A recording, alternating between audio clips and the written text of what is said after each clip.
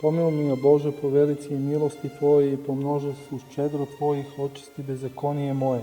Tebi jedinomu sogriješih i lukavo je pred Tobою sotvorih, jako da opravdiši sjevoslove svih Tvojih i pobjedivši njeg da suditi Ti.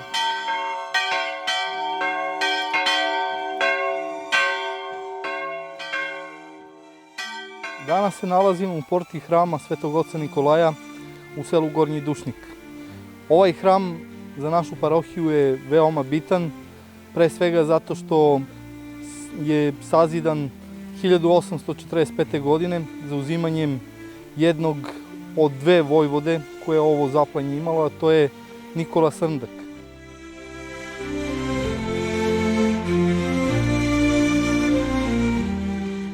Meštani koji su gradili ovaj hram jesu meštani Gornjeg Dušnika, Donjeg Dušnika, Gara, Kaletinca, Ovsinjica i Sopotnice.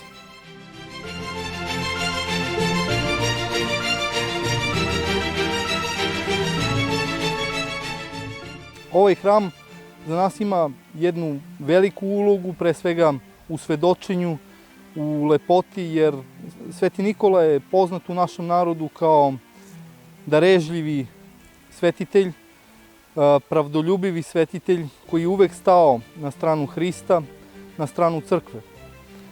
Sveti Nikola je naš najveći zastupnik i naša najveća slava ovoga kraja. Zato ga i narod s pravom poštuje, ceni i slavi u najvećem broju.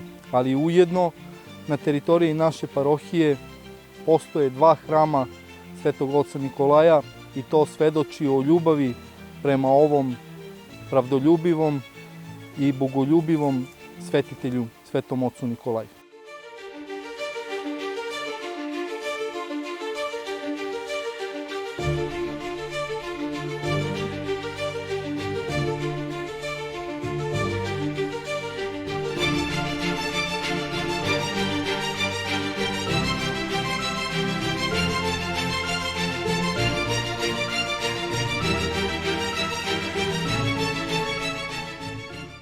Deda Mika I popce.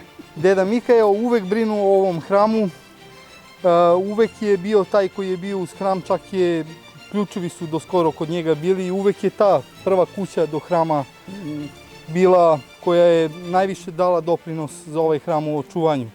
On je ujedno i čovek koji je nasadio sve ove smreće oko hrama, da bi danas ovo dvorište bilo tako lepo. Tako da... Proglašeno je da je dobro.